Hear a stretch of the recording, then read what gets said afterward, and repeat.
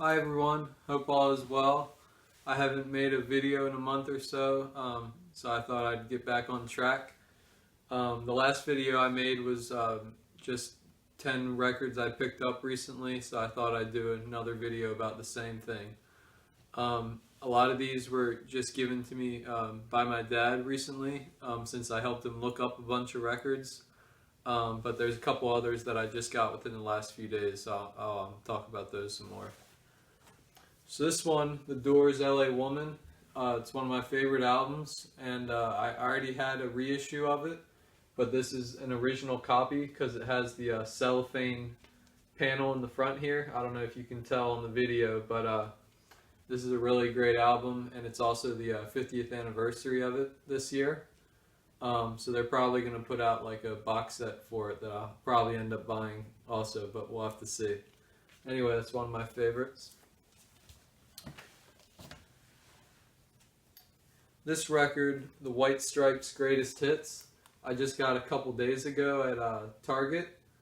I've really been looking into more of Jack White's music. I knew some of the hits for White Stripes wise, like Seven Nation Army and The Hardest Button to Button and a couple others, but he seems like a really great artist, and I've also know some of his Rockin' Tours work as well. So hopefully he'll come back to near where I live, and I'll get to see one of his concerts. One of the cool parts of this one is that with Target, they also included a exclusive slip mat for the turntable that I guess is some Third Man Records artwork. So that's pretty cool to have. So I might switch it out with the one on my turntable just to keep it fresh, you know. Next one's another Jack White record. This is from a record store from like a few weeks ago maybe. It's Jack White Acoustic Recordings 1998 to 2016. I just thought it seemed pretty cool, and I know he's maybe more known, at least for his earlier work, for like really heavy or hard rocking kind of songs with the White Stripes. So I thought it was interesting to hear an acoustic side of him. And it's a gatefold 2 LP set. There's a pretty cool photo of him in the gatefold there. So that one's nice. The next one I actually just got today. It's War Galaxy. This is from a pawn shop, and I don't have this one. And I'm a big fan of War, especially when they were with Eric Burden, like for the song "Spill the Wine." I think it's great. But I thought the cover was really cool on this one. A lot of strange people, both on this side and the back side. So I thought that was a nice grab. Most of these other next handful of records are Beach Boys records, and I've been really on a Beach Boys kick lately.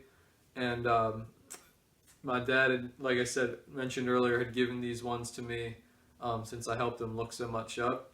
So I'm real excited to listen to some of these, or at least finally have it on vinyl. This is the Beach Boys in concert, and it still has like the booklet inside that has nice photos and everything, so that was cool. Beach Boys Shut Down. This is one of their earlier compilations, and there's some pretty decent songs on here. The Warmth of the Sun, Fun Fun Fun, and then a couple others. I'm mainly into like their like maybe 1965 and after era stuff, but I still like some of their earlier songs too, so it kind of varies. I've been kind of looking at all of it, but this definitely helps fill in some of the gaps I had in which ones I was missing. This one, All Summer Long, I actually listened to it today. I'd heard a lot of the hits on here, I Get Around and All Summer Long, and then Girls on the Beach. One thing I thought was real interesting was that they have a song, or just a track, says Our Favorite Recording Sessions, which is just essentially about a bunch of outtakes from the recording of the record. But I thought it was really odd that they put it like on an actual studio album, and I didn't remember, like you would think it'd be like, on the 50th anniversary of this record, they'd put some outtakes on there, but they put it on the original release, which just seemed odd. I don't know if it was just to fill in another track on the album, or if they just thought it'd be fun, but I can't think of any other band, especially as early as 1964, that would put an outtake on the actual release of the album, like especially that early on. I feel like it was probably unheard of. But I thought that was pretty cool. This one I'm really excited about. It's from 1967, Wild Honey, and it's like pretty much near mint. It has the shrink wrap and all, and there's some great songs on here, so that was really awesome. This one is the Talking Heads 77. This is their first album ever, and the big hit is probably Psycho Killer, but I haven't heard too many more of the songs, at least on this record, but I am a big fan of the Talking Heads, and especially David Byrne, so that'll be interesting. They definitely look pretty young there.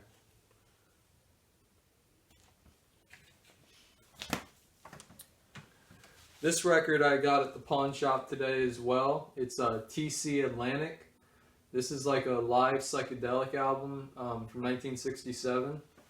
And it said it was, they have a few 45s, Discogs I checked. They have a few 45s, and then they had this album reissued in France in 1982, but that's about it, besides a couple CD compilations. So I thought this was an interesting find. I still have to listen to it, but I think it's mainly just psychedelic covers of my kind of mainstream 60s songs. I kind of had to buy it when I saw the back cover, since the photos of the band are just like the worst photos ever. I don't know if you can tell, but on the rightmost side of the album, one of the members looks like they're falling asleep, and the second to last member is eating a sandwich. So just based off that, I knew I had to buy it for $2 or whatever it was. So we'll see about that. That's about it. Hopefully you enjoyed the video, and I'll see you on the next one. Bye.